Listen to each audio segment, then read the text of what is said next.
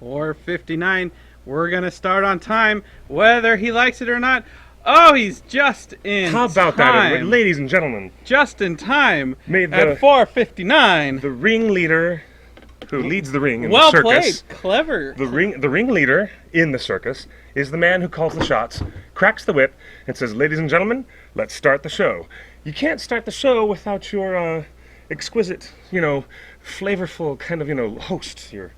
Your host with the most. I don't know about that. Hello, everybody. I'm Justin. That's Cliff, and this is Torn Tuesday. And what could I do without my your co-host, Justin weekly and update Clifford? Of all things Hobbit and Lord of the Rings. This is the latest and greatest news. We got some great information this week on the extended editions, and then Yes, we do. so we're going to Indeed, go we over do. the popular news, and then we're going to dive into a frame-by-frame detailed analysis. As promised from last week's storytelling webcast, we had a delve into San Diego Comic-Con and review the experience of the greatest pop culture implosion in the world. But now, as promised, the dedicated frame-by-frame analysis that you guys will enjoy. Oh, yes. Speaking of, this was our exclusive at that was our Comic-Con, exclusive shirt. and due to popular demand, so many of you have emailed us and said, "I need it, I want it, I must have it, and it's not fair that you only give it to the West Indeed. Coasters," that we're proud to announce that this will be available at our booth at Dragon Con. We're taking it east. Excellent. We're going to have a lot of these available in all sizes. I think up to XXX. So the most viral, popular, social media popular Indeed. T-shirt. It was. In fact, at the Weta booth, which is the kind of the official Hobbit booth de facto, is Indeed. that everybody that came up to the booth said, "I want the 5 Armies shirt," and the Weta folks would be like, "Do you mean one of our official Warner Brothers shirt?" And they said, "No, the 5 Armies shirt with Gandalf."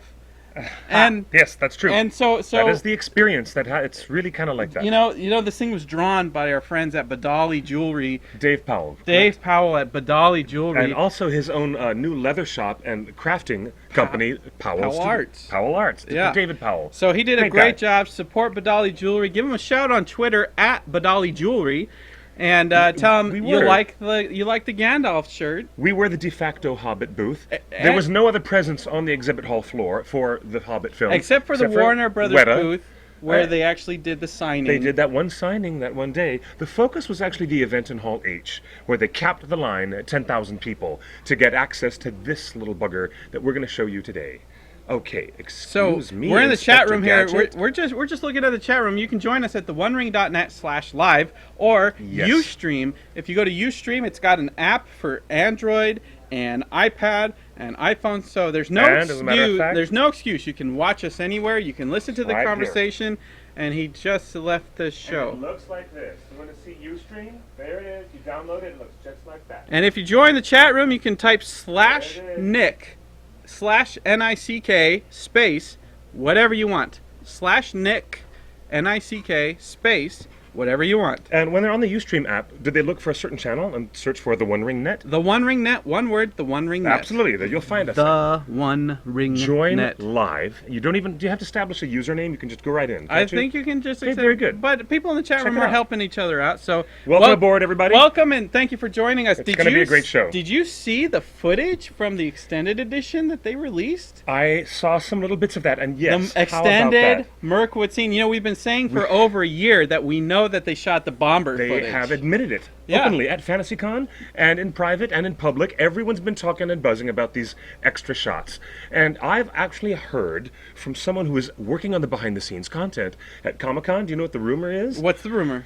Not only did they excise out of the film some little things that made the scenes extended, but wholesale action set pieces and like complete whole sections of chapters of stuff taken out of the film. Because Bomber falls in the water. It's all being put back in the extended edition. In my personal opinion is I think the theatrical version was astounding and fantastic. I love how they spent a lot of time with the dragon and all the cool stuff that they did with the dragon. I loved it. I'm glad they took some of that stuff out of the beginning. But I have a feeling that you disagree with me, and I think I don't know. Based on you would rather them cut the wheelbarrow and include some more Mirkwood.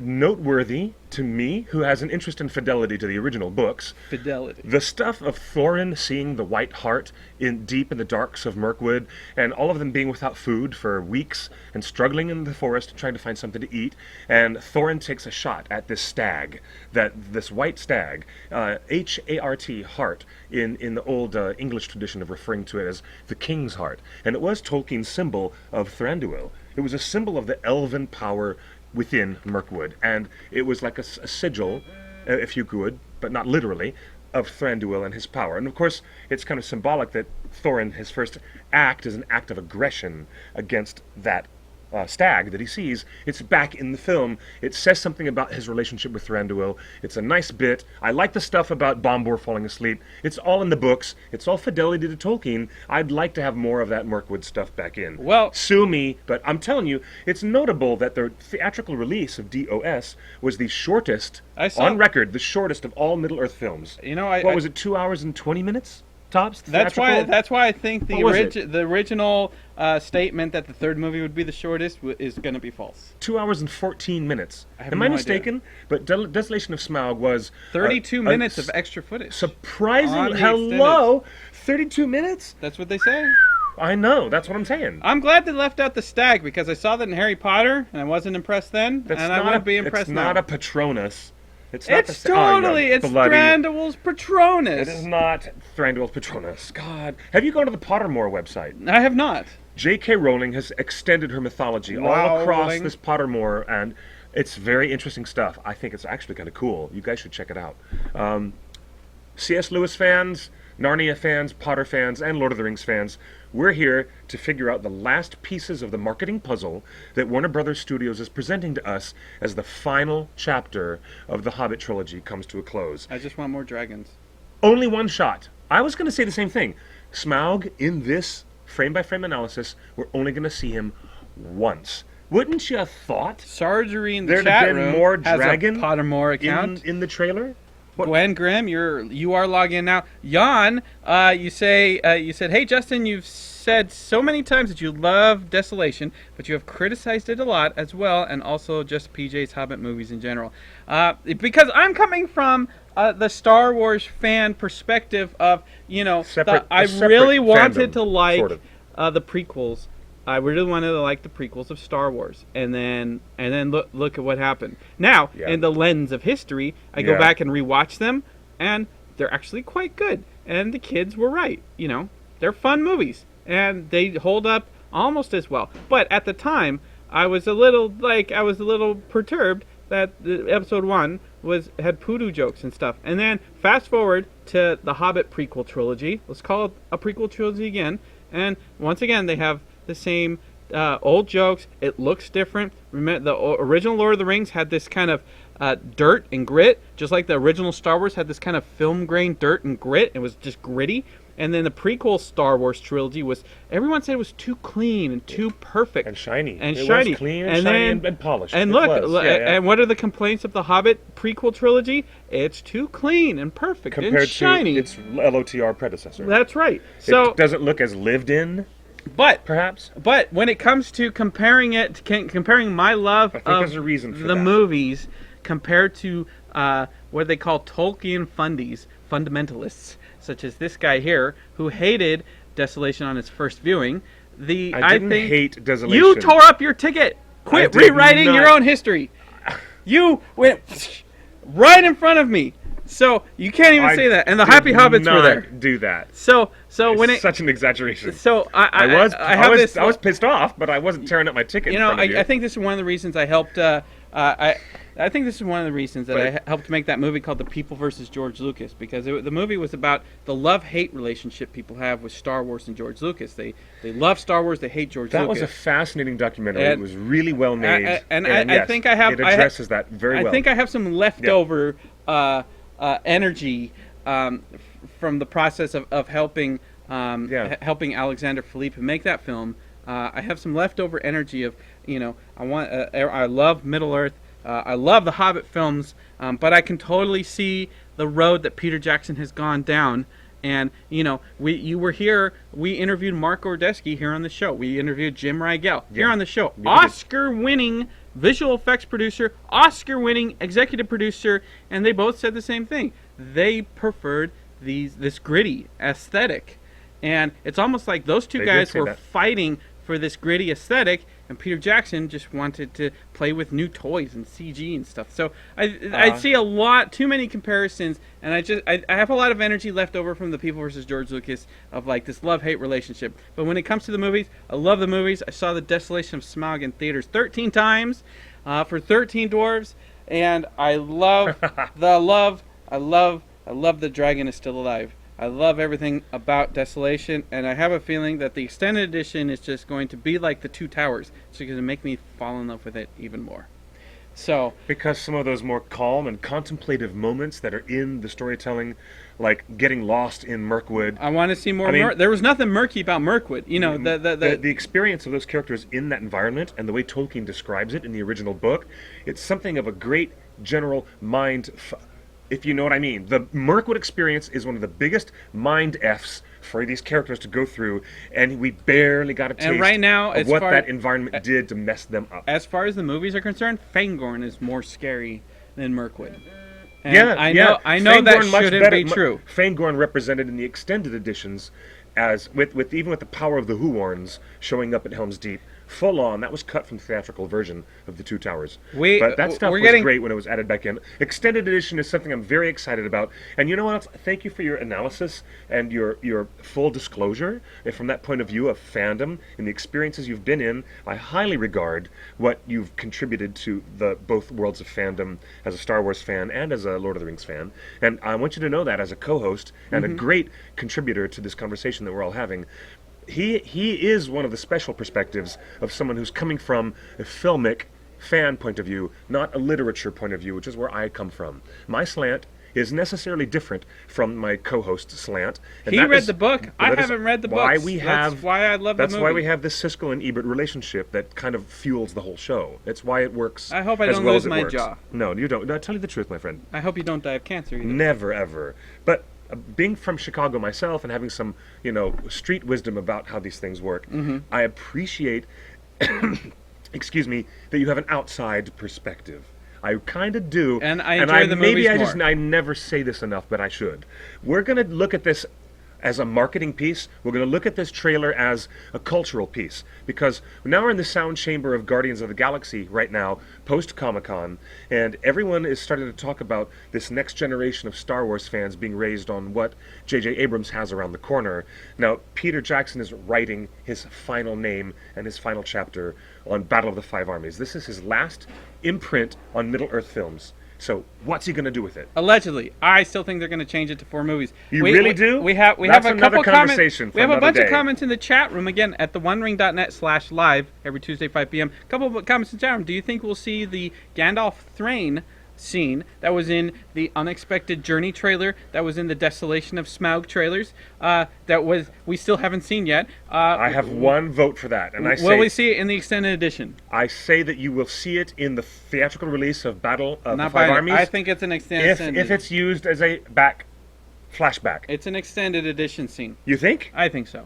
Well, it could be used as a flashback in either Or maybe they never used it. One. You remember, there's an infamous scene from Jurassic Park when the first the trailers of Jurassic Park, Ellie Sattler, they're in the Jeep before they see the Brontosaurus, and she reaches back and she grabs the leaf and she says, "Wow, this leaf shouldn't be here. This leaf is 10 million years old. This leaf shouldn't be here." And that's when Grant grabs her head and tells her to look at the Brontosaurus.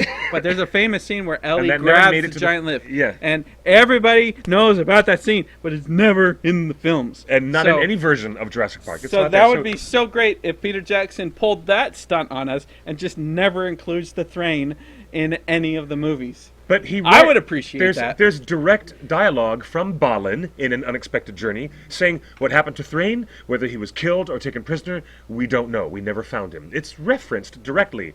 Why would a filmmaker waste time? Roger Ebert's laws of economics and filmmaking? Mm-hmm. You don't ever mention something unless you're going to refer to it later and it makes sense in being in the film. So he'll come back to Thrain. I guarantee it. I don't think so. And I'd like to see it as a decently handled flashback. Maybe... Picture this.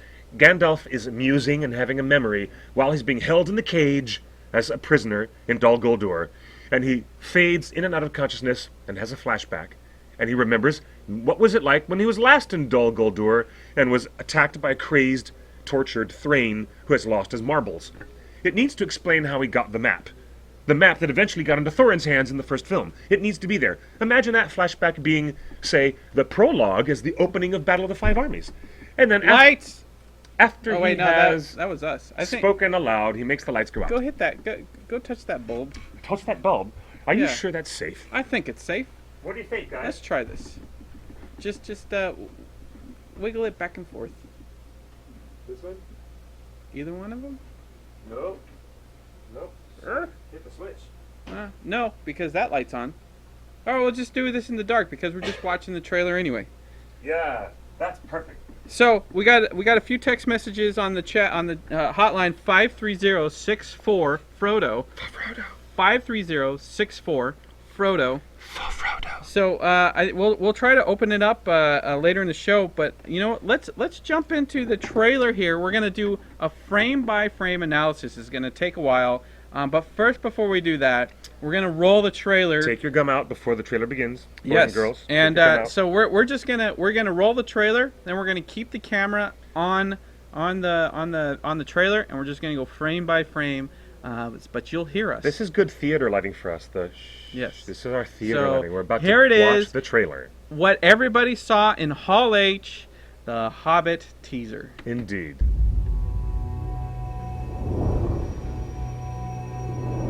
Nice 3D logos, I think. One day I'll remember. Remember everything that happened. The good, the bad. Those who survived There he goes. and those that did not. That's some Hobbit stuff right there. Home is Eskarok is behind, destroyed. I don't see the dragon's the body in the world background. ahead. And there are many Evermore. paths to tread through Wow, shadow I was looking at the message board. There to she the is, edge of night until the stars are all Peter alight. Jackson for using the Mist direct and shadow, soundtrack for the Hobbit. cloud and shade, Will you have peace or war? all shall fade. I will have war. All shall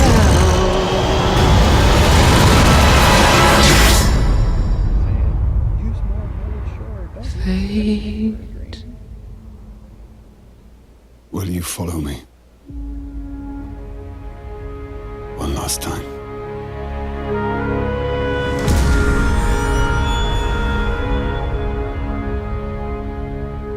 Yay for Hobbit, Guillermo del Toro. Awesome. So let's Awesome sauce. rewind this and let's start at the beginning. Okay. So, all right. So this is we've seen Harry Potter has done this fly through the Warner Brothers. In fact, this totally reminds me of Harry Potter. You know, Uh-huh. because at the beginning of every Harry However- Potter movie. However, it's different because this time, instead of going straight in between the two letters W and B, you're going into the bottom loop of the B. What does That's that mean? Never, B it's- for Bilbo? It's never been done before. B for Bilbo. Yeah, maybe Let's call it B. watch all the Harry Potter openings because there's a website that has Yeah. all 7 in a row. And they go right through the middle. And now they've got this like earthen This would have been cool to see slate rock looking finish. Yeah, I really like this. I Yeah, love that. that's I very cool. loved this New Line Cinema logo. It just looks so driftwoody. Does it look like wood or does it look like granite or something? No, it looks like driftwood. I love that. All right, here All we right, go. now here's the talk of the town. All right, this frame This has frame- probably gotten the most commentary. Indeed, it of does. All things in the trailer. Because it is the biggest narrative reveal. A teaser trailer that probably gives away too much if everything in this image is true. Let's take a close look. What's going on? Well, immediately Bilbo and his big old Where furry... is he? He's in Erebor because we got these big green His pillars furry hobbit feet. and furry hobbit feet. And this rather uncomfortable children's clothing that he got from Dale's... not from Dale, but from... Oh, he's still wearing that Those are furry from thing. Bard's son, probably. That's probably from Bard's son, Yeah. Bane. So now here's Bilbo looking shell-shocked and distraught. And in the distance, what is that light? A light shaft that is similar, very similar, to the Chamber of Mazarbul that you see in the Fellowship of the Ring. Oh, this is where they have a cave troll. And this they is a find light shaft on... Balin's tomb. Where they find it on Balin's tomb. Now there's a light shaft on dwarven bodies So people think that these are dwarven bodies here? under those shrouds. Well, Indeed. There's how many? 3, 1, 2. It looks like there's 3 tables with 3 sheaths, and this definitely looks ceremonial, doesn't it?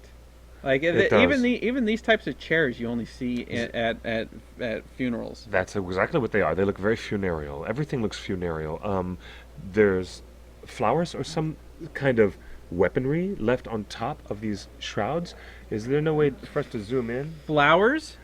Oh wow, these guys are definitely dead, and there's 3 of them. Yeah.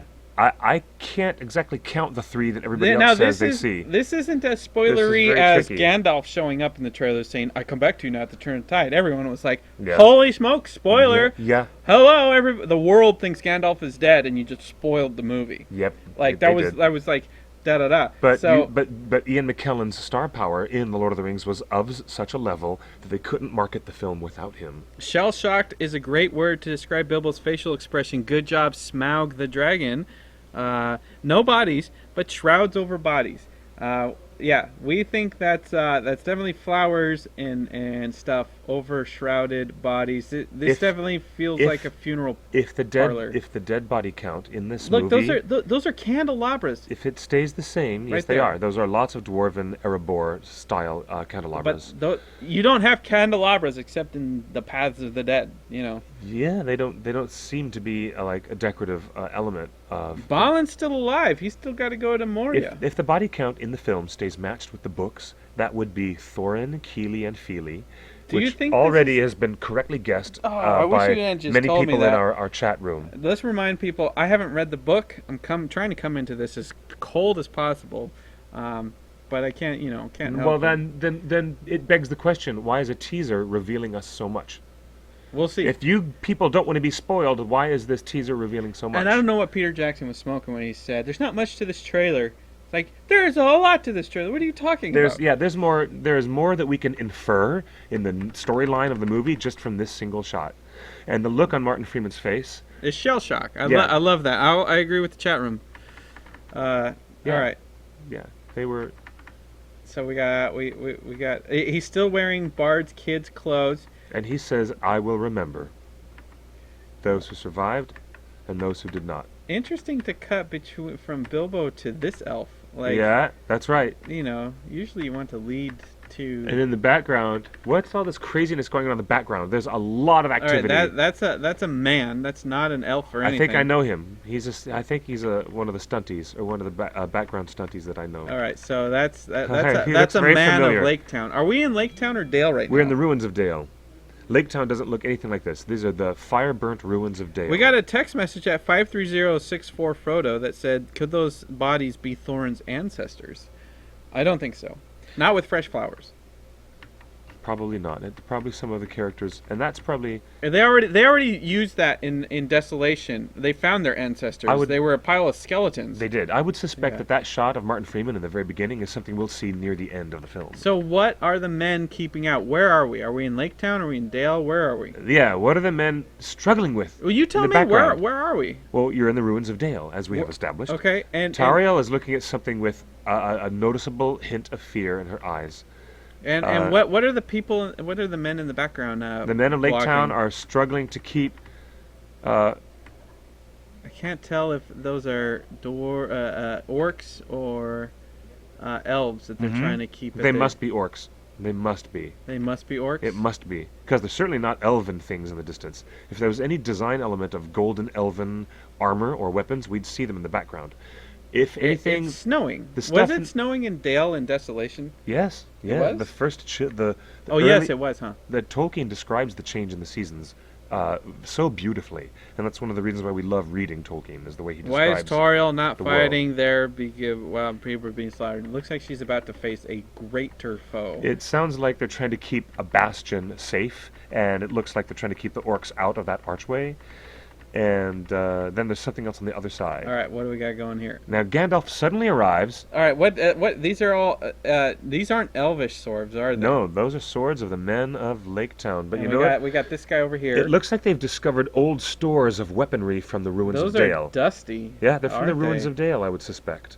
My instinct believes me that men in a military formation who have left Bill. the burned and destroyed Lake Town have now reconnoitered together in the ruins of Dale, and it looks like they're, pilfering and utilizing anything they can find in the old armories of Dale.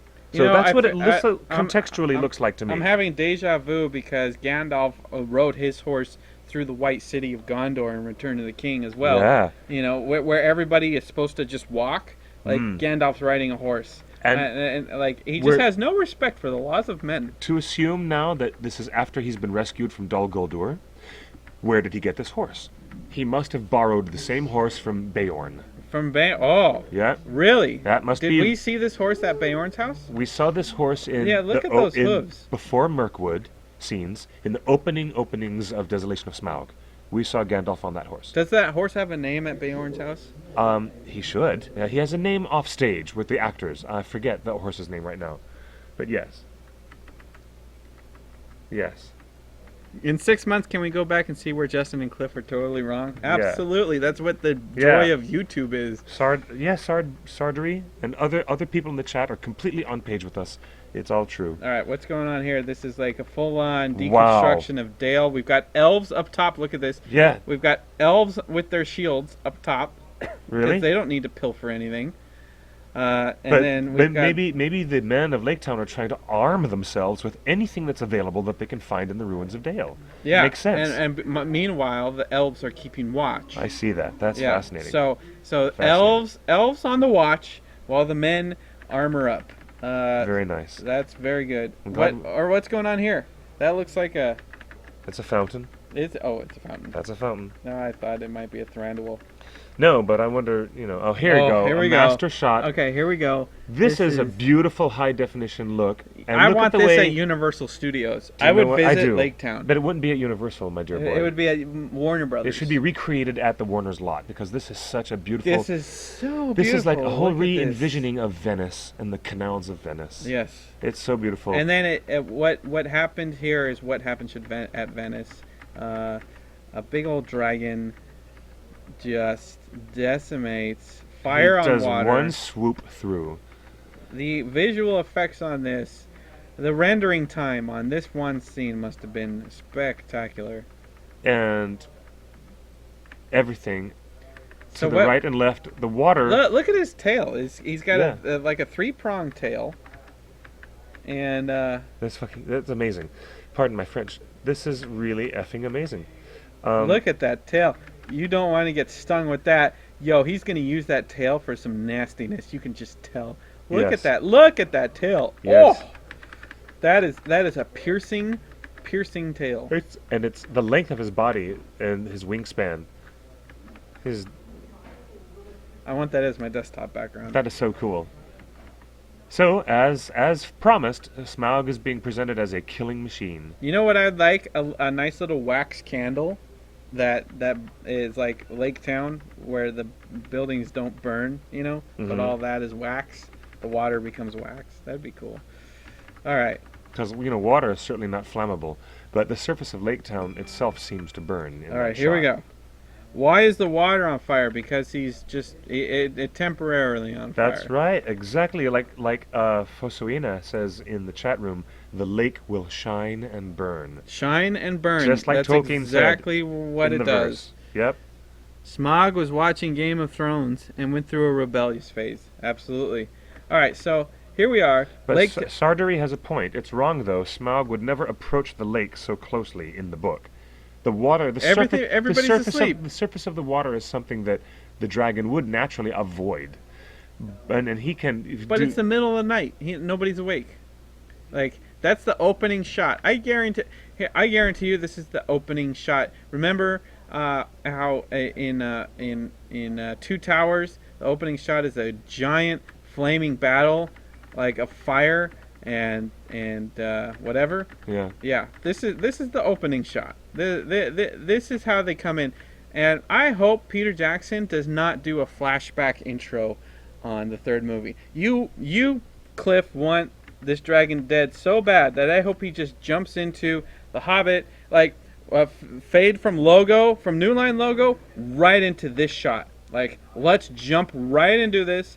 Have the whole scene, And then imagine him not doing a prologue at all. Yes, I love it. I think it's a totally appropriate. You think that he should really make the ultimate departure from his formula? Yeah, And not do a prologue? because he already departed from his formula by giving us a cliffhanger ending. That is true. That is true. You know what? But that would Jump represent right a complete... Yeah, all right. Jump right into this. I would love this.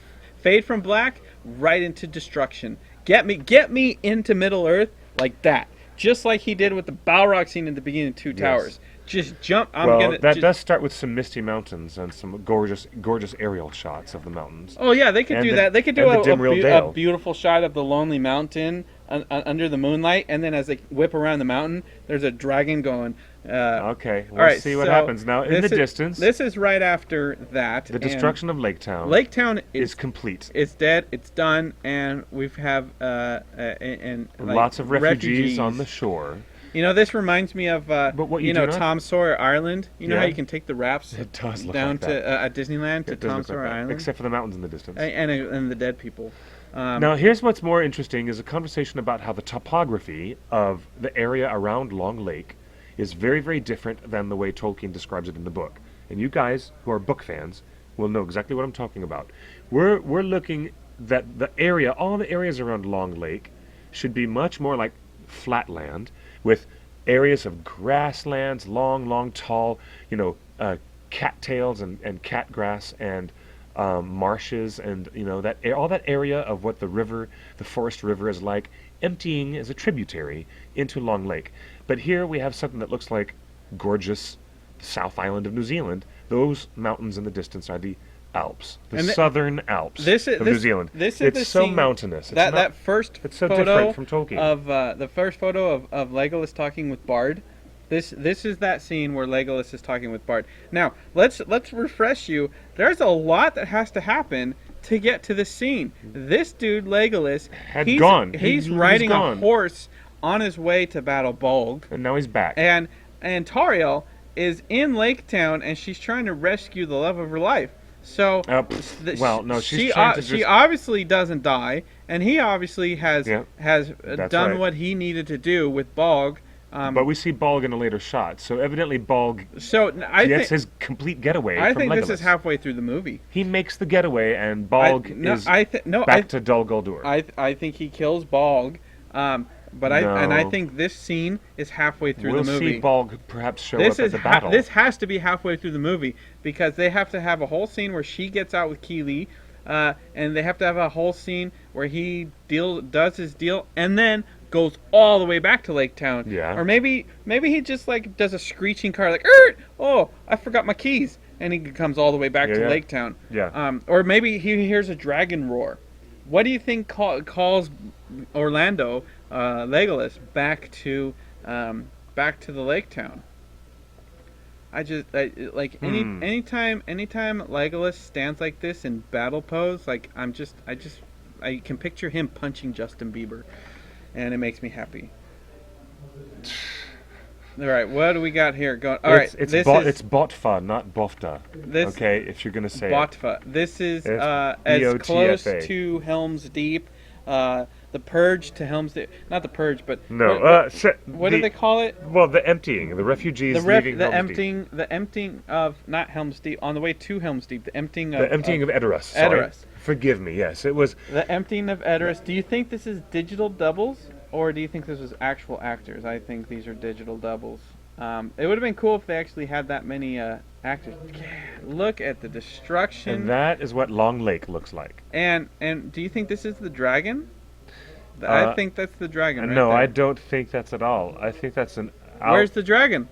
I think that's an outlier outlier pier or something. No. There's no dragon evident in this shot at all, which is what The bothers dragon's me. in the water, right? It could. I mean, if that were him in that area that you're circling, wouldn't it be a lot more visible and noticeable? I don't know. Well, if no. that's If him you at all. if you've already set it up, look, it has a definitely curved shape. Look at that. It has a curved shape around. I think this is the dragon, and look, there's his head right there, and then that's the tail doing an S thing. Watch. Yes, there you go. Thank Look you, at Pete. Thank you, bless you, Pete. Look at Pete that. Northrunner said it would be the evacuation, but it might not be an evacuation because the disaster's already The happened. disasters happened. The dragon already said, post-disaster. "I think this is the dragon right here." The dislocation and the relocation of all these people. They We just got a text on the chat room 53064 Frodo that says, "I remember old Bilbo saying in the Fellowship that he wanted to visit Lake Town again. Why would Bilbo want to see a ruin?" That's the question from Hobbit fan 202. Well, because many years, I don't know how many years later, maybe not so long, but Lake Town was eventually rebuilt at a different location on the lake. It Not in the wasn't. same spot. Lake Town was rebuilt somewhere. So do you think just that's up, part of the thing that? up the side of the lake in a different spot? So that's how they have to end this movie, where during the 6 endings, Bard has to begin the reconstruction of a lake town because Bilbo has to have a place to go to again, and they have to start the reconstruction before Bilbo leaves.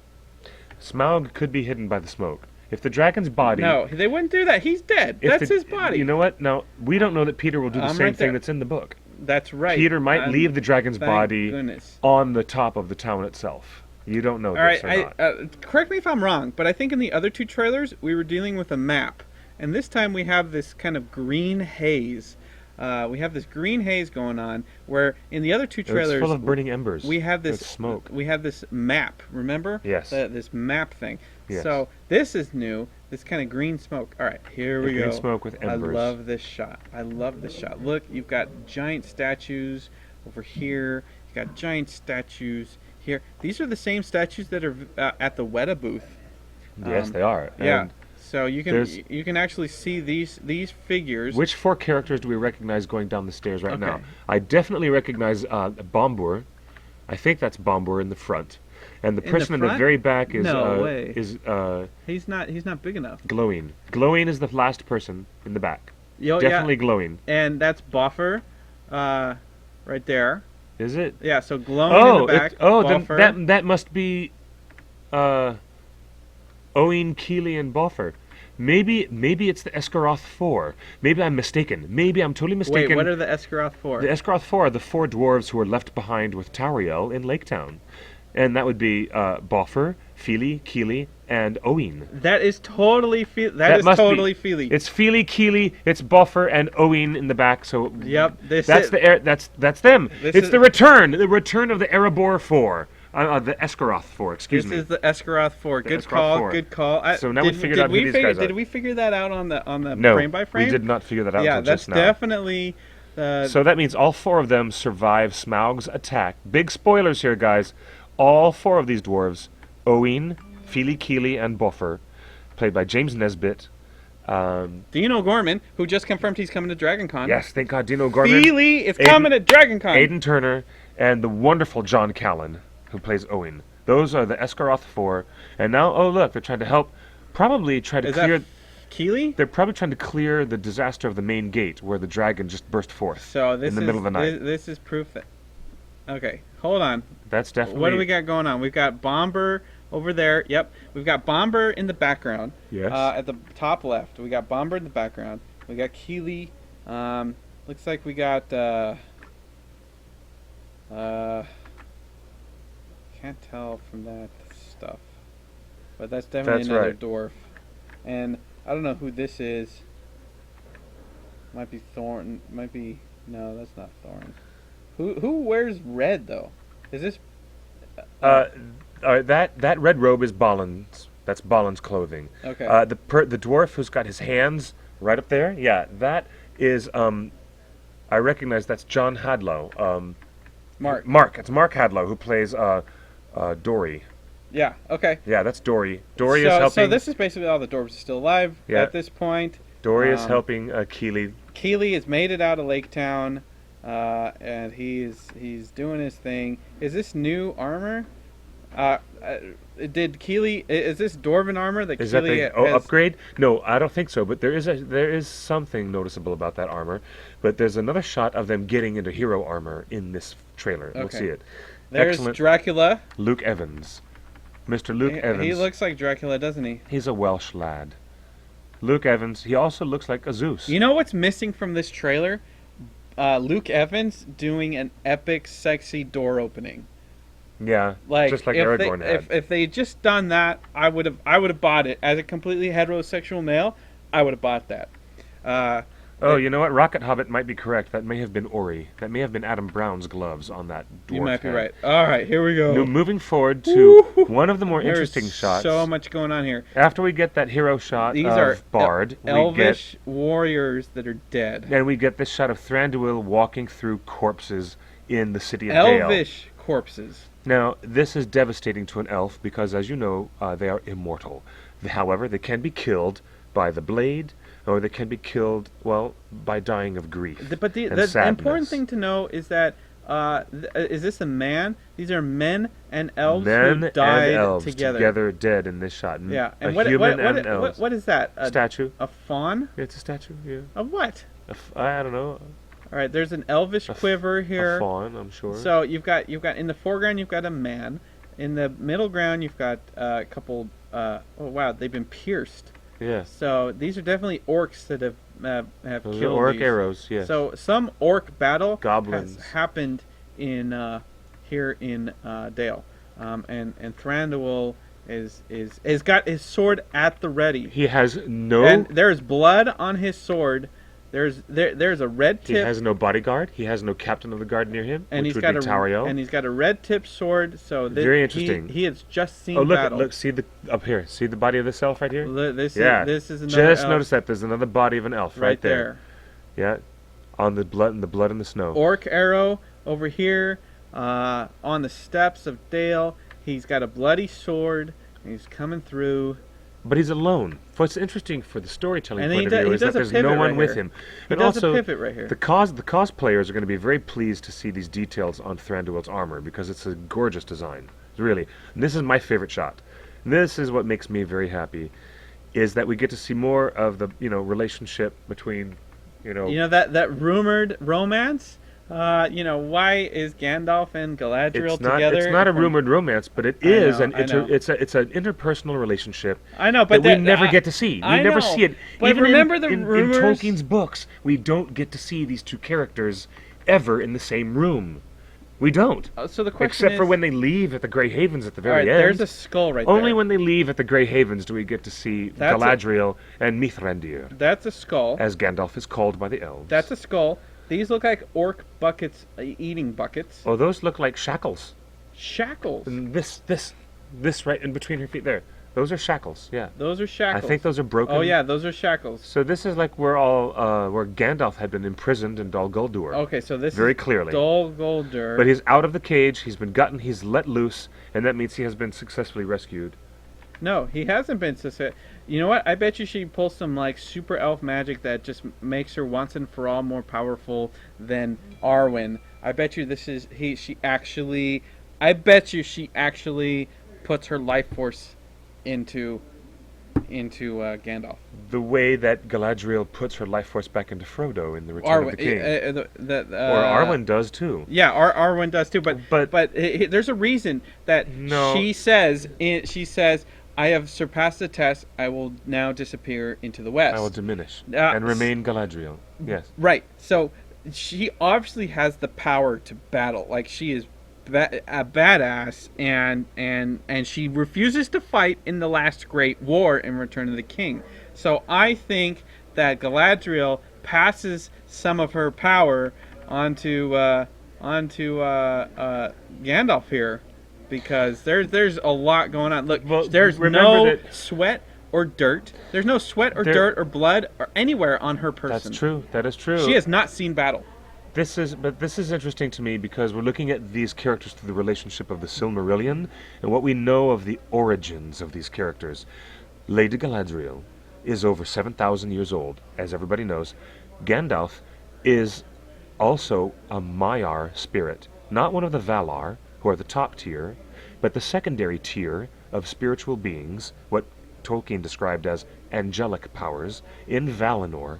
Well, Gandalf is from Valinor, and she knew him. Galadriel knew the original spirit, the Maiar spirit that was Gandalf, before he was even sent in the old man's body and likeness to be Gandalf. She knows him from thousands and thousands and thousands of years ago. But if you want to talk about the book, look at what... This is exquisite to see Peter exploring the way that she treats him with this kind of spiritual tenderness, because she knows that Gandalf is a spiritual being from, the Undying Lands. This is really kind of brilliant, and I'm really glad that we get to see it like this. Yeah, but the problem, if you're going to go back to the book, Sarduri makes a good point in the chat room that... Olorin. He was originally Olorin. Galadriel... That's correct. According to the books, Galadriel was not a hobbit, and Tolkien never said that the elves walked barefoot. So this is a liberty that Peter Jackson is taking. It actually is a hearkening back to Fellowship of the Ring, where we see the same shots of her walking barefoot through the darkness. Was she barefoot? Right, yes. Right in slow motion, just like this.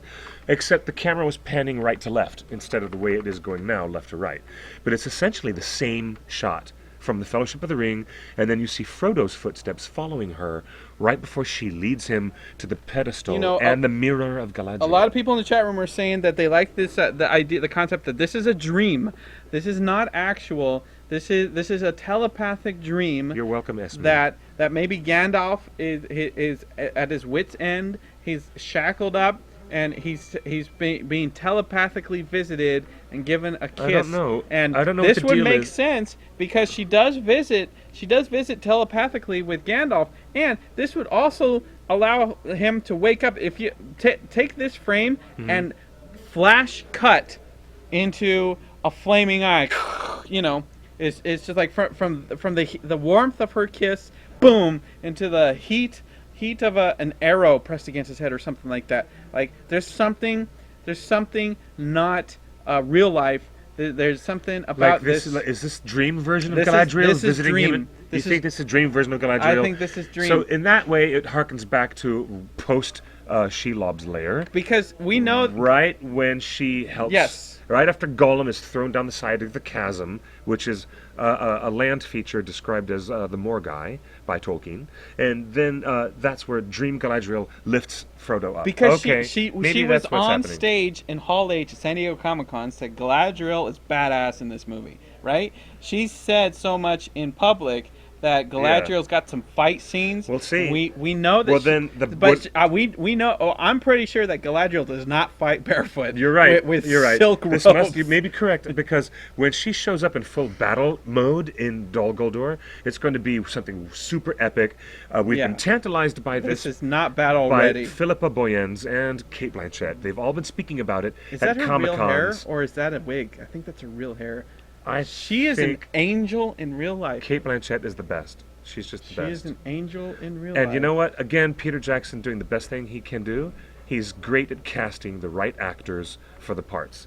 Okay, here we go. Nobody could ever be Galadriel the way that Kate Blanchett has been. We've got... all right, hold on. We've got Thorin down here. Yes. Amongst the riches. And there are 5 characters. 1, 2, 3, 4... 5 dwarves up top. No, there's 4 dwarves and a Bilbo. 1, 2, 3, 4, and Bilbo is on the edge. There's 4 dwarves and a Hobbit. This is before the Esgaroth 4 have met up. So this is basically we think. No, this is the Esgaroth 4, and it's their arrival coming back to meet Thorin. No, it's not. Look, that's an old guy. That's Balin right there. Balin. Are you sure? Absolutely. That's Brophy right there. Biffer? No. Stop getting their names wrong. Beaufort. Beaufort? If it is Beaufort, then he was one of the 4 No, left. then that would be Fili, Kili, Owen, and Beaufort. That is not Fili, Kili, You don't think? Owen. I think that might be the Esgaroth 4. Not at all. That is Balin. I think it's so cool that John Callan admitted that the 4 actors who stayed behind in Lake Town had a unique name. That's Nori. A unique name for themselves. That's definitely Nori. Bilbo. You mean Starfish Nori. Head, Nori? Yeah. Okay. Bilbo, Nori. Balin. Balin. And then those 2 guys. This must be Dwalin and someone else. Yes. Maybe it's Yeah. Adam Brown. Maybe it's Ori. Maybe it's Ori, Dwalin, Yeah, Balin. look how short Ori is. That makes sense. Maybe. So, We'll see. So this is We'll definitely. have to get a closer look when so we see it in IMAX 3D. There's no dragons here. Is this the Arkenstone that he's looking at? No. He's not looking at. He's not. He's just admiring his treasure. Like, this is his descent into madness because he is all alone, while the other dwarves. This is during the Lake Town siege. So while everybody's fighting for their lives and people are dying, Thorin is like in awe of his And newfound how treasure. about just overall look at the larger landscape of this shot? Just look at how much fun Weta had in designing the interiors of Erebor. Just look at all of it, all the strange geometry of dwarves, and even the octagonal shape that's in the torch. Yeah. See, the torch itself bears Everything. witness to the forced geometry that dwarves put in all of their design elements, which is fascinating to me. And up here, these columnar structures and lots of walkways. It's always odd to me that they're way inside the Lonely Mountain and there's light sources. There's always some kind of an outside light source that's somehow helping us see Creeps in. the backgrounds. I don't know where that light is coming from. So this is early on in the movie. This is definitely early on in the movie because the Esgaroth 4 are not there. Okay, This all is right. this is Thorin doing his thing. Thorin he's- looking really suspicious. Where's my Arkenstone? He's looking for it. Now, after Yeah. this shot of Richard Armitage In fact, no, looking if you very disturbed. look at where his eyesight is. So right here, based on where he's standing, he Yeah. would be looking up to the left, suspiciously at one of his brethren. And what does he do? He looks up to the left. Yeah. So Yeah.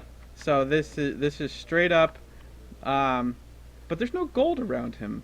This might be. I think that's just a follow-up thing. Okay, here Now, we go. here we go. Hero Here we armor. go. The brand new designs that Weta and the people that Richard Taylor work with in his workshop. I was there. When I was visiting, I got to see all these weapons. I got to see all these armors. And we've been waiting. I've been waiting 2.5 years to be able to talk about it. Make this a Tumblr gift. I'm Shifty telling you, eyes. I have signed my non-disclosure agreement. I have not been able to talk about what I saw when I visited Weta. And here, now that it's out in the public, I'm allowed to talk about it. Oh, don't be weird. Come on. He's got the gold sickness. All right, we're definitely in an armory because we got the suits of armor on the walls. Yes. We've got Feely. Here's Feely first, and then And then Keely. Keely. And look at the ridiculous, cool, new armor that they have. Boffer. It's plate mail, chain mail combined. There's Thorin. Thorin. Woo. Right there, watching and staying right at Bilbo. There's Boffer. He is not Who's further suited up. behind? Who do we see further behind? Who's behind Boffer? There's Dwalin. Glowing. No. Here's way back here. There's shiny, bald Dwalin's Yeah, head. and glowing is right behind Boffer. Is that glowing? Yeah, Right behind yeah. Balfour? Okay. Yeah. There you go, Peter Hamilton. Wow. So why is Bilbo not suiting up? Because he is resisting the urge to even have this militarism. Really? Yeah, Bilbo's storyline is that his ideals of pacifism and good reason and good, plain Hobbit sense will not allow for all the saber rattling. Why are All the saber rattling that Thorin does is definitely against Bilbo's nature. he's wearing mithril? Is he wearing his mithril coat now? Has Thorin given him the Well, mithril? he's no longer wearing the. He might be the wearing Lake Town mithril, clothing. but we don't know that yet. I find it interesting that none of the dwarves here Is are he wearing making, mithril? are He make- might be. He are might be making wearing eye it. contact with their king. Nobody is making eye contact with their king. What is going on? Why wouldn't they be making eye contact with their king? Because they're determined to just follow orders and to prove their loyalty to the House of Durin. What kind of weapon would pierce that armor? That's a good one.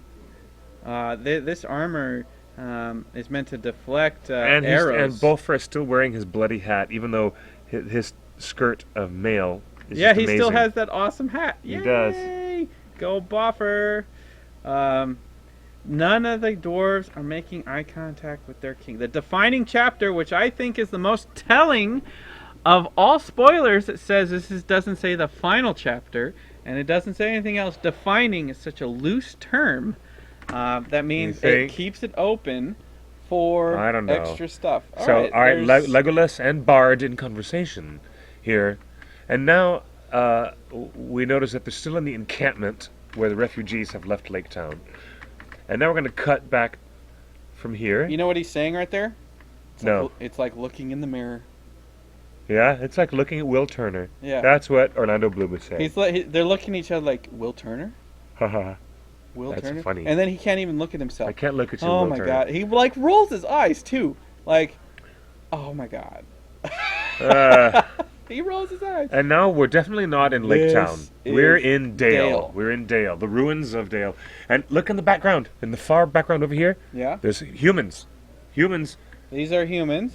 The men and women of Lake Town who have evidently come to the same level of surprise as Bard.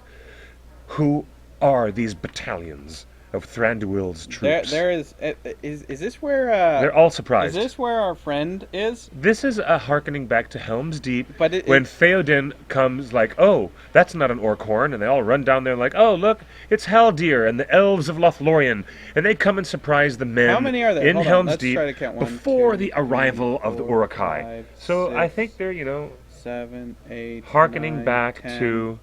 So 10, 1, 2, 3, 4, 5, 6, 7, 8, 9. This is a direct 10. hearkening back. So there's to... 100. There's at least 100 elvish warriors.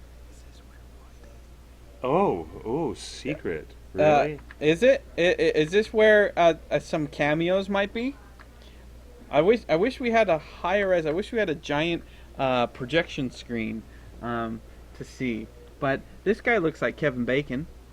I don't know if you saw Guardians of the Galaxy, but there's a lot of cameos from a lot of celebrities in that movie. Are there? I have seen Guardians of the Galaxy. And I was thrilled with it. In the prison? And in the prison, there's cameos? Oh, tons. No, I'm going to have to go look for more. Tons. Really? Nathan Fillion. He's in there? Mel Brooks. Just go down the line. Yeah. No way. Really? So this guy looks like Kevin Bacon. This guy...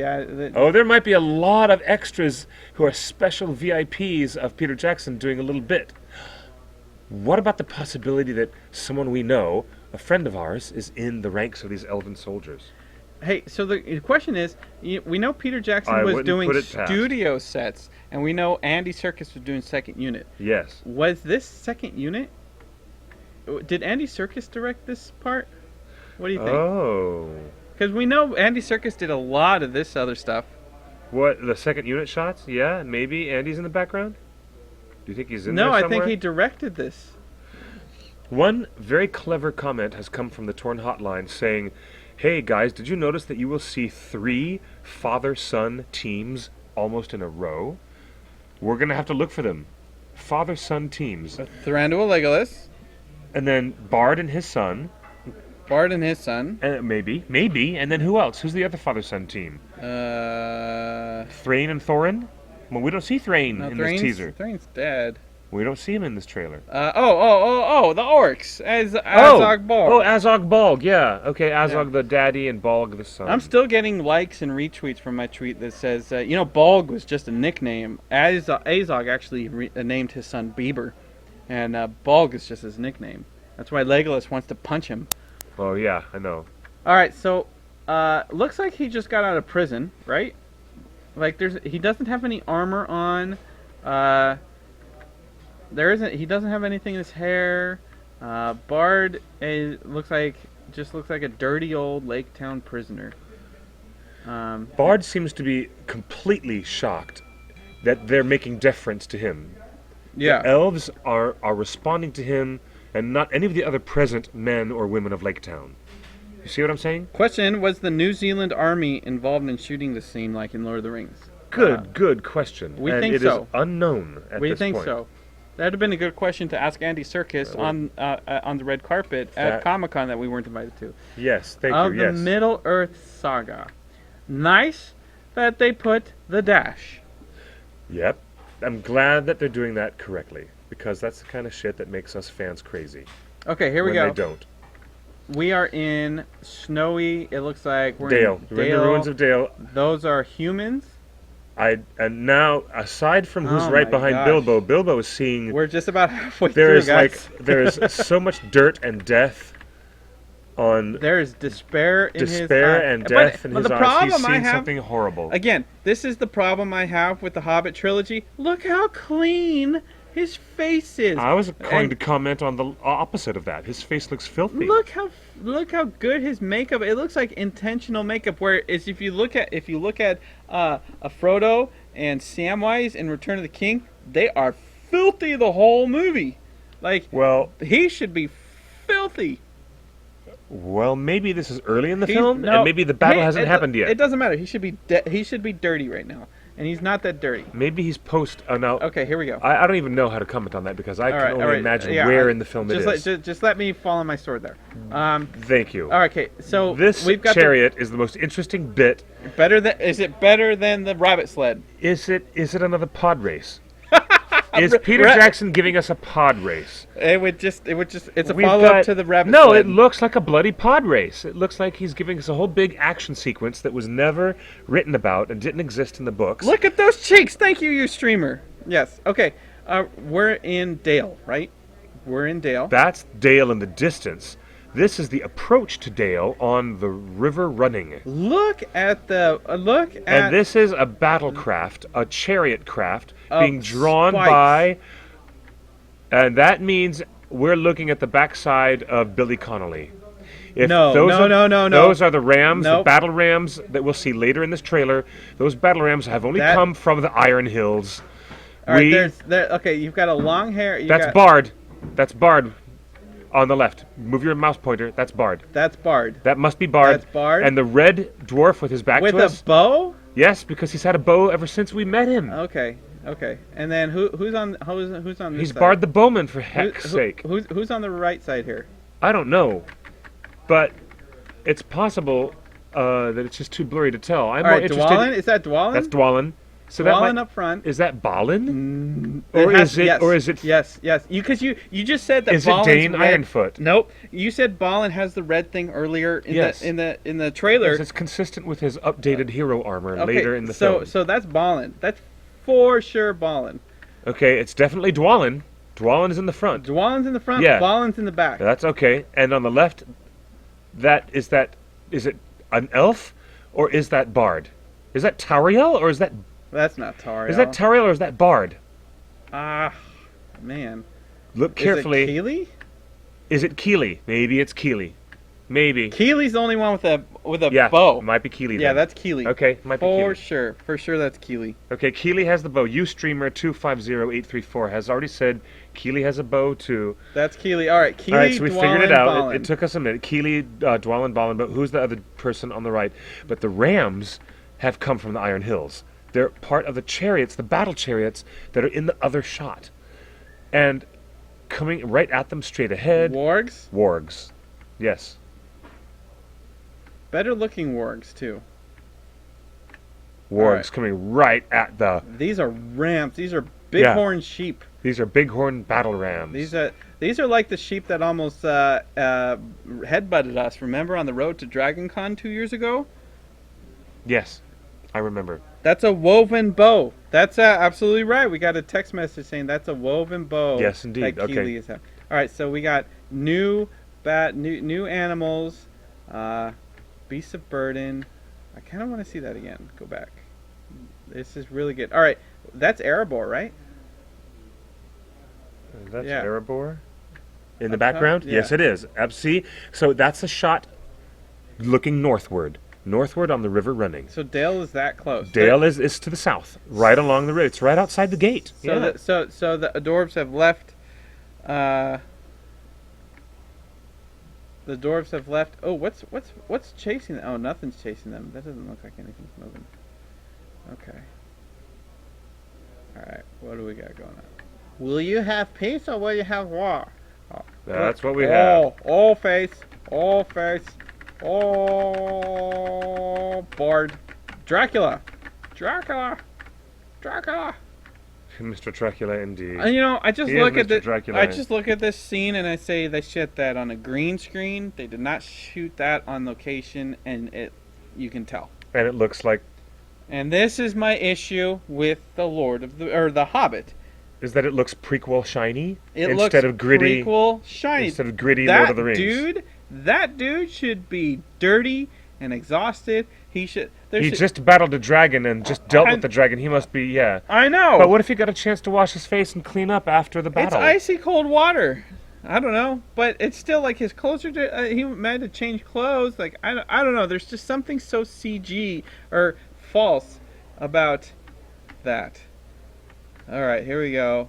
Now, okay, this is interesting. This is an interesting conversation that I raised when we did our print article on TheOneRing.net doing our frame-by-frame analysis. Why doesn't Peter Jackson have his own name as part of the branding of these movies? Why is it? Steven Spielberg or Guillermo del Toro or anybody else would actually say, from filmmaker Guillermo del Toro. That's what it would say, because gray hair. A person's name is part of the branding. I know. They even Don't they even put James Gunn's Guardians of the Galaxy. You know, like why didn't they put from director Peter Jackson? Why do they still have to put the Lord of the Rings trilogy? Do you know what? Like, don't we know that by now? Do you know what? If it's a Tim Burton movie, it says first thing you hear is from director Tim Burton. It's the first thing you hear is the branding of that audience, that captive audience. Tyler Perry. That yes, well, that's because he has contractual agreements to have his name on everything. So what? Which is ridiculous. It was Peter Jackson's King Kong, was it not? It was Peter not. Jackson's Nope, King Kong. No, Universal didn't strike that deal with him. It was called Peter Jackson's. No, it was King called Kong. King Kong. It's called Peter Jackson's King Kong 3D ride. Well, the ride is different. That's where his name is part of the branding. This is an unusual step, guys, because even J.J. Abrams, has he gotten to the point where his name is in the trailers as part of the marketing aspect? Oh, wouldn't that be? What do you guys think? But why do you have? Do you think they're going to do that with Star Wars? From the director of Star Trek, Star Wars. It doesn't make any sense. I wonder too. Okay, here we go. Here's the money line. This is the money line. And look at that crown. Look at that armor. Let's take him up. Look at these talons on the shoulder. I was more interested in his shoulder mail. Like he's got some talons going on. Like, you know what? This is a Thorin Oakenshield that I have to look up to and admire. And as you can see, Keeley, the direct nephew, is looking up. He's like, I don't want to follow this guy. I don't like this. I don't know about this guy. You don't like what? No, he's just. What's Keeley thinking? Actually, what Keeley is thinking is, like, concern for the lives of everyone and concern for what's reasonable. Maybe Keeley has questions about Thorin's wisdom. You know, someone brought up in the chat room. I will say this: no lens flares on any of these shots. Every other movie in existence right now would have put a lens flare. They would have, yes. Right here. So, thank you, Peter Jackson, for withholding lens flares. Okay, I want this crown in stores for Halloween. I want that in stores too. Yes. This year, Warner Brothers, you're messing up right now. This should be in all the stores for merch. Put it out there. Let us buy this, like right now. Like Warner Brothers, your merch is killing me. Like, I want this. I want to wear this now. I want to wear it to Dragon Con, New York Comic Con. I want to wear it on Halloween. I'll wear it to Thanksgiving dinner. Like, that'd be awesome. Show up to Thanksgiving dinner and sit at the head of the table. Yeah, I agree. I will have ham. I will have ham. Imagine, that would be like, you know, this whole look of Thorin in this fantastic crown, man, that is the cosplayer's dream come true. Where is it at? Look at the shot. I bet. Notice even more detail down here on the shoulder. Yep. There's a raven design. And the dark ravens. That's actually from Sharknado 2. There's the claw. Okay. And here's the side of the bird, and here's the head of the bird, the neck, and here's the beak. These old ravens are the sigil of the House of Durin and their kingdom in Erebor. And you'll see ravens on a lot of the banners. In the opening shots of An That's Unexpected right. Journey, you'll see ravens as part of the insignia of And the family I'll put- line in the Lonely Mountain. I'll put I'll put $10 on the fact that we never ever get any merchandise with that crown. Like Warner Really? Brothers just isn't doing it. I think they should make it. Would be I one don't of the think they kids' are. favorite pieces. The crown of don't, Durin. I don't think we'll ever see it, and I'm calling it right now on this show. Do you know what? We What- just won't see that. What man wouldn't want to say, "I am king under the mountain"? I will have war. All right, here we go. The moment you've all been From waiting one for. king to another king. Battle ready, Thranduil. Battle Thranduil in super battle and mode. these are definitely orcs. Yeah. These are definitely orcs. What's going on? Who's that? Who's that? Who's that? Where? Is that an orc or? Oh, it's someone who's backing up. Or are you backing up? Let's play it forward. All right. Oh, he's just arriving. That's a dwarf. What? That's a dwarf. No, that's not. That's not. Is that Matt? an orc in the background? Is that? It looks like a man. All right, Move your let's mouse go. pointer because there's more characters behind him. All right, it must be an orc. All right, so here we are. We're in Dale, right? Yes, we Okay. are in the ruins of Dale. Clearly.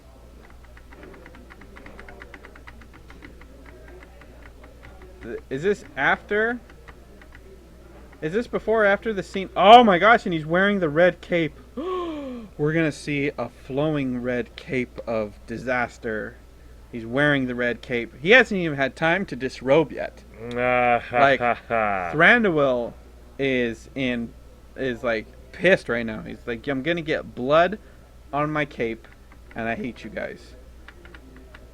That is awesome. That is awesome. Thranduil's just coming in to clean house. Whew. He's got two swords. Look, he's got one. He's slicing at this guy with one sword. There's one Yes. sword right there, full, and then you see second sword. He's wielding two long swords. Do you know what? I don't know if those are dwarves approaching the background. Maybe they are No, they're not well-armored Dol Guldur No. orcs. They're orcs. Maybe they are. They're for sure orcs. You But think? he's wielding two elven blades. This guy is fabulous. He fights with a cape. He's so fabulous. Oh, and even like his pants. Look at his pants. They're still shiny. Ah, this guy's It's really fan- fabulous. And Legolas just looks at him in amazement and says, "I will never be that fabulous. I will never be that fabulous. I will never ever be that fabulous." I'm gonna take a picture. Ah, come on. You are so funny, Justin. You are so funny. Why can't I be that fabulous? Hold still. Hold still. with Why that shot. can't- I'm taking a picture of that. Why can't I be that fabulous? Oh, that's fantastic. Oh, he looks really crazy mad in that. Why freeze don't frame. He looks elves crazy keep mad. their hair up? Seriously, any orc could just grab it. Well, no, orcs fight with weapons in both hands. They're trained to fight with weapons in both hands. That's fantastic. All right, so, what's he wearing right there, buddy? What is this? What is this? That's one of the buckles on the.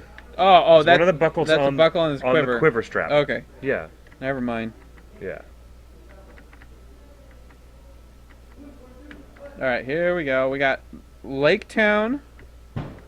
Members of Lake Town with swords. What is this? Like they've already taken up swords. Well, actually, I think these are members of Bard's family. Oh, And I think that's that Bard. I think Bard is in That's some so crazy little. That is Bard. Yes, there he goes, and he's in this crazy little sequence and those are his kids. where he's completely out of control in this wagon, and his kids are ducking for their dear lives. And he puts his sword out in front. He's like, he sees his kids and he's like, I should put my sword in front of me because my kids are in front of me. Wow. Yeah, those are Bard's kids. All right. And Woo. then cut to heroic Aidan Turner. I like this. Again, it feels like it's shot on green screen, but I like this like Talon Eagle stuff. Yeah. All right, is this Where his is he new now? battle armor or old battle armor? It's not the same thing. If you want to jump all the way back to that shot where he walks in front of the camera It's with not the different same. armor, it's not the same. So this I'm is to go early. back and I'll show you. Drag it over. We'll take a quick look. All right. Since we can we're do at this. 115. It was right before. No, not that far back. No, there it is. Yeah, there it is. Now, see that armor, that front plate mail that Keeley is wearing? But look at his arms. He's got three. One, two, three. He's got Similar. three things and chainmail. So let's go back to here. Okay, right after the wagon shot, which we can't explain. And he's got 2 leaves and chainmail. So this definitely is not the same. So this is the armor that he This is had before. from Laketown. So this is guess. this is earlier. So It's not later. looks like he finds some battle before he gets into Erebor. Well, it's not the final hero armor that they give them for the big Right. So epic battle of the 5 armies. okay. So he finds some battle before on the gates of Erebor. Is that stuff he got from Laketown? Who knows? Yeah, he was wearing that earlier. It looks it looks kind of dwarven in its design, but And he sure doesn't have any problem moving his arm around. Like, I thought he got stabbed. He's getting much better now. All right, he got this- shot in the leg. this is he what- got shot in the leg. This is that's right. This is the shot where I'm like, finally, we're getting this. This shot makes up for an hour-long dinner scene. This is Azog doing his thing. Wow, that's a lot of orcs. Azog, and then back to back, the pale orc with And his where are they? boy. Where are they? Where are they? They're Are arriving. they outside of Dol Guldur? No, they're far away from Dol Guldur. But there's no snow. They're arriving outside of the Lonely Mountain. There's no snow on this mountain. If you move up at the far left corner, that's the area of the Lonely Mountain. They're coming around the arms of the Lonely Mountain, which Tolkien describes as having very, very large arms of the mountain that reach out and stretch out across But I thought the it land. was all snowy. Not in this section. But they are definitely arriving. Yeah, They're and arriving. I can imagine Azog going Grond right now. Yeah. Like Grond. Well, they're doing mic check in the background, so you guys are going to hear other sounds in the back. All right, from one white orc to Now, the that's other in white that's orc. in Dol Guldur. Completely. That shot is Balg still in Dol Guldur. It looks like there's a flaming eye in here. There's no flaming eye in It's there. orange. It does look orangey. It's orange. It does look And there's fiery. orange. There's orange down here. There's colors of orange and fire. I wish they and had red. kept the old Bolg. He looks like a Borg instead No, of Bolg. he does kind of look like kind of Borgish. But that's- Lawrence McCoy, Yeah. like, he was awesome. Like the original. What's kind of gross is you see how the armor is embedded into his skin and is part of his skin. Balg's armor is like sliced and cut into his muscles, into his body. Wait, was he like that in It's- Desolation? Yeah, this is how he's always been designed. No, but I'm asking, does he get in a fight with Legolas He's like and then Azog rescues him by doing something? Because we know Manu Bennett told us at Comic-Con that we won't believe the types of creatures that he's creating, that Azog is creating. So we know he's a geneticist. So I don't know, but that did Bolg look like this in Desolation? yes, Balg. I don't think so. Balg looks like I don't Cyborg. He looks like Cyborg from Teen Titans, and he still does. I don't.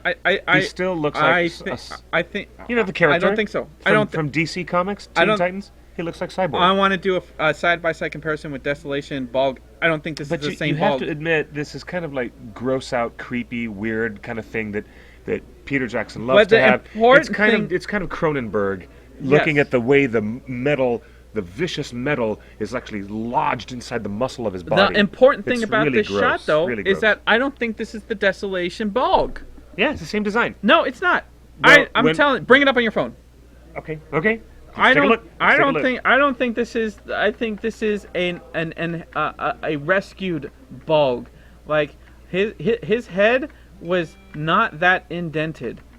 His head didn't have that big of a depth. Yeah, it's still the same. It's the exact same Balg we've been looking at this whole bloody time. I know it's the same Bolg, but I think he's been upgraded after a big nasty fight with Legolas. No, good question from the live He look- hotline. Balg was probably tortured. In the chat room, just checked. He looked the same in Desolation. Yeah. Right upper corner. It is exactly the same, says Raven. Azog the Defiler Wait, what's in our this chat room. Raven statue? That's part of Dol Guldur. Wait. No. Isn't it? No, look. Maybe it's not. Look at that Is that statue. the same Raven statue that's behind... Oh, you're Look right. Look at that statue. So that cannot be Balg at Dol Guldur. I'm mistaken. Look at that. Well, if that's in the upper left corner, If it's a and similar then Raven design, then it and must then be in the ruins look- of Dale. look at that. Yeah, there it is. And look, there's Balg going face to face with Bilbo, apparently, in this shot. And no, Tolkien does not ever mention Balg's armor. that I recall. But correct me, I was Wow, wrong the whole time. So Bolg is in Is Dale. in the ruins of Dale, and so is Bilbo. Woo! There he is. There's Bilbo face to face with Bolg? Question mark? Question mark? Are you kidding me? What? Are we What? to? Oh my God! Are we to assume that Bolg is going face to face with Bilbo Baggins versus Bolg in the ruins of Dale? It looks like it. Only if you can assume that these clips are from the same chronology in the moment of the film. Well, we know. Okay, the moment of the film. So we know. But what is Bilbo doing here when Keely is still wearing the Lake Town This armor? is He scary. hasn't geared- How can Bilbo go face to face with the son of Azog? How can Bilbo he go face puts to the face ring with on. Bolg? He puts the ring on. That's the only way he can escape. Okay, so he puts. Oh the my ring- God, that's going to be crazy when that happens. Okay, That's going to be crazy when that this happens. is huge. That's huge. And he is wearing his mithril. Bolg is- Correct. Yeah, Everyone in the chat room is correct. He's wearing Bilbo's his wearing mithril. protective mithril. Okay. Maybe that's the only thing that saves his So life. this is the mithril. this is the beginning of the battle of the five armies because he's in. Bolg is here. He hasn't died yet. Yeah. Legolas doesn't kill him. Yep. He's in That's right. Dale. And that's all He's revealed. got the mithril. Yep. So Bolg survives till the battle of the five armies. Bolg survives Legolas's pursuit through Mirkwood, Mm-hmm. which is the only thing we left off at the end of the last film, and Bolg survives anything and everything else that might be in the picture up to this point in the story. Okay. Now, here's the big, freaky, awesome moment. Woo! Look at those. Where's Billy Connolly as Dane Ironfoot? These are the dwarves What- of the Iron Hills. So we haven't And ever met these dwarves before. But doesn't this shot remind you of Helm's Deep, where Éomer and Gandalf suddenly arrive in a flash of dawn Yes. sunlight coming Wait, over the but ridge? I thought the dwarves were fighting amongst themselves. The dwarves don't come to rescue the dwarves, do they? These dwarves come to rescue Thorin. Oh, they do. They come to rescue their own family. Oh. Because Dane is Thorin's cousin. I thought. And there's a long, all the refugees that you see at the beginning of an unexpected journey, Yeah. who are leaving Erebor because of Yeah, Smaug's yeah. arrival, they go and relocate, and they live and populate the Iron Hills.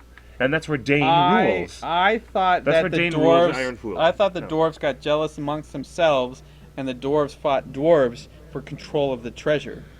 No, these No? dwarves are not arriving Okay, to... that's they're what I here- get for not reading the book. That's what you get for not reading the book. The dwarves are here to just support their I family. I thought two of the five armies were No. dwarves. Nope. I thought it was dwarves and Blood- dwarves, blood is thicker elves than- and men, and orcs. Blood is thicker than gold in this dwarven history.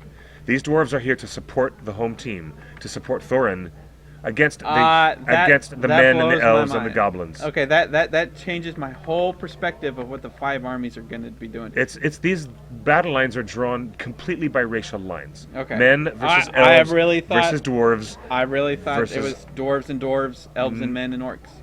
Okay, here we go. Everyone Where- in the chat room is screaming, "Read them already!" I know. Okay, so are we in Dale or Lake Town right now? I assume you're in the ruins of Lake Town right there. With the men of Lake Town in the ruins of Dale. Did I say that incorrectly?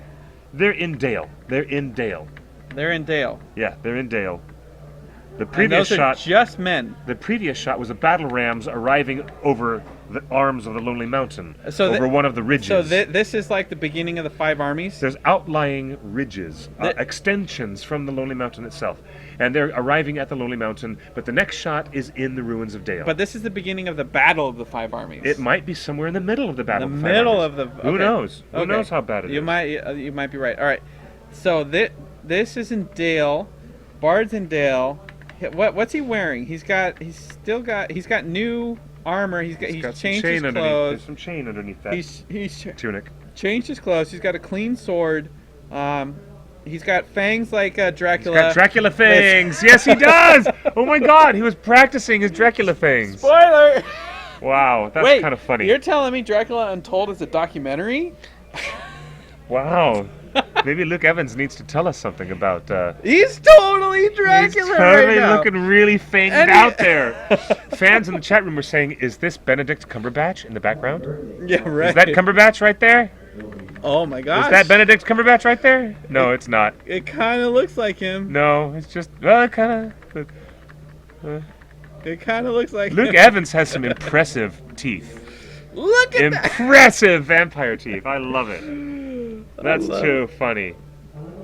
Dracula It versus does Azog. look like Ben. So Benedict Cumberbatch and Dracula fight orcs did.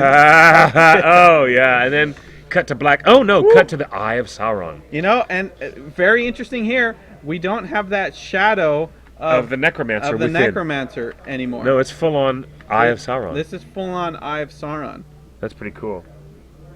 All right. Pretty cool. Here we go.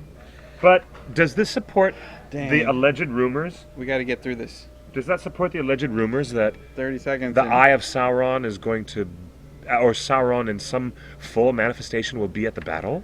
Bard's kids are in Sauron the group at the better back not left. show up. Bard's kids are over here. Yep. Yeah? Those are Bard's kids. Yeah. Oh, Bard's kids are in the background? Fascinating. All right. So I'm going to say it for the record. The Necromancer / Sauron better not show up at the battle. And All this reminds me of Khazad-dûm, where we have an overhead shot These of the are Fellowship the ringing- Erebor 4. Or no, these are the Lake Town 4. The Esgaroth 4, yes. Esgaroth 4. That Esgaroth is the other name for Lake Town. Okay. Yes. And this is the main gate. Right? This is the main gate. Yep, that's the Esgaroth 4 arriving. I love this phalanx of elven archers. This was shot This by is impressive. Andy Serkis. A powerful phalanx of archers. Yeah, I love it. This is awesome. Where are they? They're not. They're on a flatland. Are they? They're outside the gates of Erebor. Okay. You could tell by the environment around them. They must be outside the gates of Erebor. So good. All right, we got 1, 2, 3. Everyone's 4, in their 5, new hero 6, armor 7, with- 8, 9, 10, 11, Is that- 12. yeah. And then Thorin makes 13. Wait. Behind? Oh, there's one more behind. Boffer's Ori. hat is visible behind Ori. Yes. Boffer is in the back with Bilbo. Boffer never leaves Bilbo's side. That's so awesome. He's there to support Bilbo. Yeah, look, Balin is always wearing this red tunic, so we know Don't the that. dwarves look rather uncertain to what's going on? But this is Thorin's last plea. His last Hey, remember plea. that comedian that used to do all those Miller Outpost commercials that looked like David Crosby? Stop it. That's what this Okay, guy. if we're going to finish up this frame-by-frame analysis, let's go. Gandalf is definitely standing with the contingent of elves. Yeah, but He's standing with the elves okay, outside the gates. before They're we looking get- outside the gates of Erebor. he's still listening. So he Owain has, slightly repaired his broken ear look horn. at the size of his sword, dude. It's fantastic. Dude with the sword. William Kircher as Biffer. Look at the size of his axe. Biffer and Look at the size of his axe. and Feely are very much And he's got a prepared quiver, for war. kick-ass weapon, Bali? No. Balin? No. Who you mean, Keely? Whoa, Dwalin. Look at Dwalin's axe. Dwalin is ready for anything, but the look on their faces, the look on the actors' faces, particularly pissed. particularly the look in Keely's face, is one of uncertainty, and it's very interesting to see this look on their faces. And look at Balin. Look at what Ken Stott is delivering as Balin. He does not look 100% convinced that Thorin is of his right mind. No. No, and Thorin is not of his right mind. But here we go. They're going to stand against the elves and the men who are now downstairs at the gate, Okay. waiting. What is this? That is Radagast's staff. That's Radagast's staff. That is Gandalf now carrying Radagast's staff. Full on. Full on. All right. Absolutely. And who's behind him? A contingent of elves. From the archers. From Thranduil's Thranduil's kingdom. The kingdom of the Wood Elves. Okay, so this is probably just after that previous shot, the awesome one. yeah. And they're at the ready, Yeah. and Gandalf's looking up at Thorin, saying, Gandalf has "Don't retrieved his mess hat. this up." Here's another so, hat. who fires the first shot of the Battle of Five Armies? I don't know. So, do you think Thranduil calls the first shot? That's possible. And they fire, and he's like, "Please, Thorin, please don't do this. Thranduil will kick your ass." And then these things. All right. They're right outside. Evidently, this is a part in the story where Thranduil has not shown up yet. This is then again. And maybe the battle and the orcs have not arrived, and the battle has not extended as far south as Dale. So, we must be at a position in the story where they're bringing the threat of war against Thorin. Thorin is standing his ground at the top of the gate and speaking down to everyone down on the ground, and he's at the top of the gate. That's right. And this must be the part where Legolas and Tauriel are just on the sidelines watching carefully. No, look at his face. This is where she told him, "I don't love you anymore. I love the dwarf. It is a Princess Bride shot. Look at his face. This is a very Princess Bride shot. He has just been rejected. He's just been rejected by the girl he loves, and now he's like, what am I gonna do? I hate you. I love you and I hate you. That's what he's saying. And it looks just so CG here. He looks quite uncertain about what he's going to do. He could slice off her head if he were an orc. Yeah, exactly. Northerner in the chat room says, "You're breaking up with me?" No, evidently she doesn't have an argument about whether she's with Keeley or not. She's obviously not with Keeley. He has been reunited with Thorin, and she's not directly involved. Yeah, but we know more. We know more scenes that are not on this. Well, we don't know that, but this shot is out of context with the last ones we have been seeing. All right. This is where Bilbo does not have the mithril shirt on, and he's still wearing the old little. This is earlier in the thing. He's wearing Bane's overcoat. We got glowing from Lake Town. This is a much different shot. We've got glowing and Hadlo and Ken Stott. That's Dory and Glowing in the back. And obviously there's Balin, and there's Dwalin and Biffer in the back shots on the right-hand side. Someone made the point that first he loses Tariel, and then he lost Miranda Kerr, and Legolas just can't get a break. Orlando Bloom, just unlucky, unlucky with the beautiful ladies. All the ladies that he's associated with are stunning.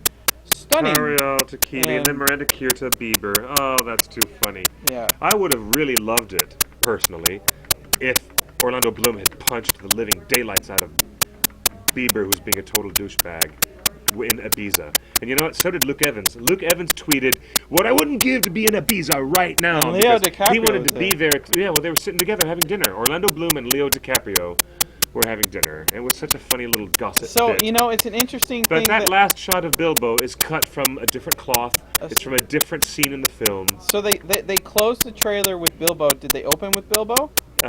No. Yes, the opening shot is with Bilbo. The closing shot is with Bilbo. No matter what people say about where's the Hobbit in your Hobbit movie, they open the trailer with Bilbo and they close the trailer with Bilbo. Yes, they do.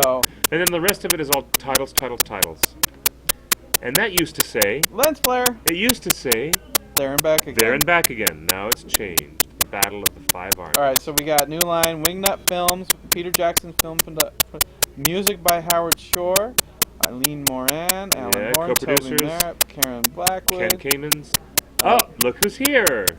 Zane Wiener. Screenplay by Fran Walsh and Philippa Boyens and Peter Jackson and Guillermo del Toro. I wonder if Guillermo del Toro added in all the Volg necromancing stuff of like adding people. Uh-oh. Lots of clicking, bad sound, slapping off, cock sound, spitting cat. See it in I can't HFR hear or 3D. see anything. Noise, spitting robot. Oh, Cliff Justin fixed this. Oh, we hear getting awful static noise. Oops, okay. All right.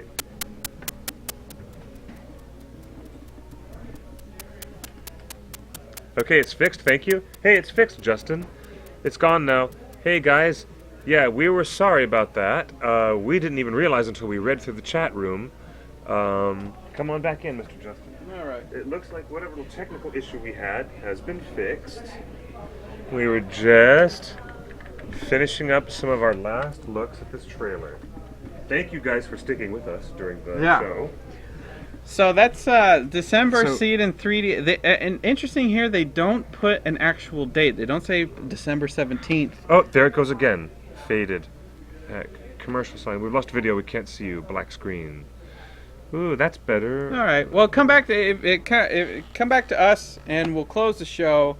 Hello, everybody. That's our frame by frame trail analysis. A lot of stuff that we hadn't caught the first few times that we'd seen the trailer, right? This is fascinating. I saw lots of new details that I did not entirely grasp we know, until today. And so we know Bolg is in a certain place at a certain time. We know it. So we just discovered a lot. So we discovered a lot, and thank you for joining us on this delightful 90-minute coverage of a 2.5-minute trailer. Again, 1 minute 48. We outdo ourselves. Oh, was it 1 minute 48? Yes. 1 minute 48. Battle of the 5 technological failures. Thank you, Rocket Hobbit. Jiggery pokery, but That was, thank you very much. In 6 months after the movies come out, you can come and watch this video again and tell me how wrong I was. But I am totally looking forward to this third movie, and I hope you are too. This is fascinating that so much more fan service should be expected. We want to know why there are rams available for an ice chariot to go down the running river. That whole scene is crazy. We don't understand why Bard is in a chariot, like, about to kill his own family by accident. We didn't see any Dane. We didn't see any Beorn. We didn't see any Sauron. But we have just as many questions answered as we have new questions pop up. Yes. That's the nature of this thing. Do you think it's very effective? If you guys want to talk about it, go to our message boards on theonering.net, join the conversation on our Facebook timeline, share your comments and your ideas about what you learned and what you didn't learn from this very exciting and very interesting teaser trailer. I love the Galadriel helping Gandalf, who is lying all broken on the ground. I love it. Love more Cate Blanchett. Gotta have some. So you can follow us on Good Twitter stuff. at Good TheOneRingNet. Find us on Facebook. We're going to be doing even more frame grab analysis. Maybe if you caption this on our Facebook. And like how we just discovered interesting things that we didn't notice till just now. It's going to be good. So so thanks for joining us. We'll see you next Tuesday We know that Bilbo, at 5 p.m. Bilbo's going face-to-face against Balg. What's happening with that? We don't know. See you next Tuesday at 5 o'clock. You guys are an awesome audience. We'll see you online. Follow me at QuickBeam2000 on Twitter. I only need 4 more followers and I'll have 2,000. That's fantastic. Only 4 more followers. I'll need 2,000 followers. Thanks for joining us. We'll see you next Tuesday, 5 p.m. Pacific, Cheers. here at TheOneRing.net. Thank you, guys. Live. Thank you very much. Bye.